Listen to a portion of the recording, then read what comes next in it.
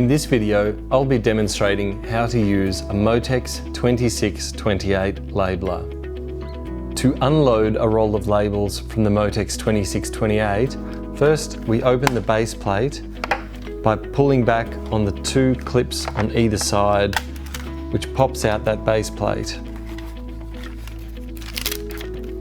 Then we open the hood of the gun by using our index finger to pull it open, which presents the roll on a spool.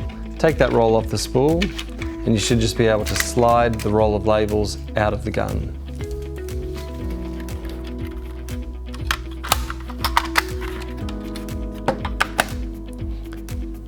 To load a roll of labels in the Motex 2628, first we open the base plate. You do that by pulling back the two tabs on either side. It'll open the outer base plate and then you just pull back the inner base plate. Open the hood of the gun and you'll see that straight down the middle there is a hole, and that's where we want our labels to go.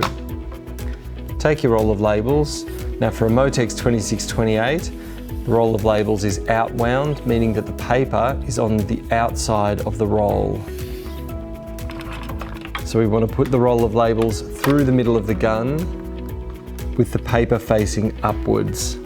You'll see it coming out the bottom, and when that happens, you can put the roll of labels onto the spool, close the hood. It'll present 10 to 15 centimeters worth of labels out the front, and you want to make sure that when you push down this inner base plate, it's where a label ends. So ensure that you've got that label ending there and push down.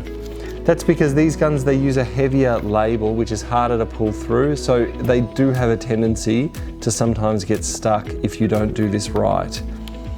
Now you want to push down the main base plate, ensuring that it's nice and aligned, and then you're good to go. To change the ink roller on a Motex 2628, you're going to want to have a pair of gloves, a tissue, an ink roller, and the gun itself. Now I always wear a pair of gloves when I change an ink roller because regardless of how careful you are, you'll always get a bit of ink on your fingers. To open the front of the gun where we can find the ink roller, you put your index finger on this little tab, open the hatch, and you'll see that it actually comes out on its own little cradle.